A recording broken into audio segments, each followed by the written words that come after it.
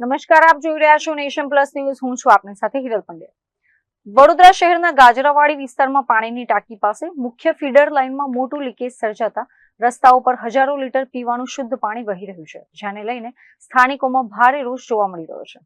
ગાજરાવાડી પાણીની ટાંકી નજીકથી પસાર થતી મુખ્ય ફીડર લાઇન અચાનક ફાટતા પાણીના ફુવારા ઉડ્યા હતા અને જોતજોતામાં સમગ્ર રોડ પર પાણી થઈ ગયું હતું.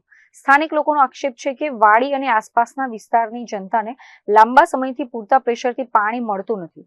લોકોને ઓછા પ્રેશરથી પાણી મળવાની અને તેની સાથે જ સતત ગંદુ અને દુર્ગંધયુક્ત પાણી આવવાની ફરિયાદો વડોદરા મહાનગરપાલિકામાં વારંવાર કરવામાં આવી છે, છતાં તંત્ર દ્વારા આ ગંભીર સમસ્યાઓનું કોઈ કાયમી નિરાકરણ લાવવામાં આવ્યું નથી.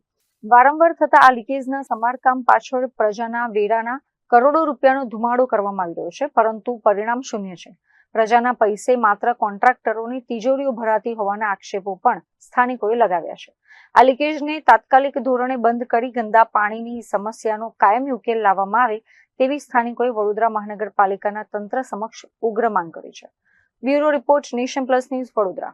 સમાચારોના સતત અપડેટ મેળવવા માટે અમારી નેશન પ્લસ ન્યૂઝની યુટ્યુબ ચેનલને સબસ્ક્રાઇબ કરો, બેલ આઇકન દબાવો અને જોડાયેલા રહો ફેસબુક, ઇન્સ્ટાગ્રામ અને ટ્વિટર પર.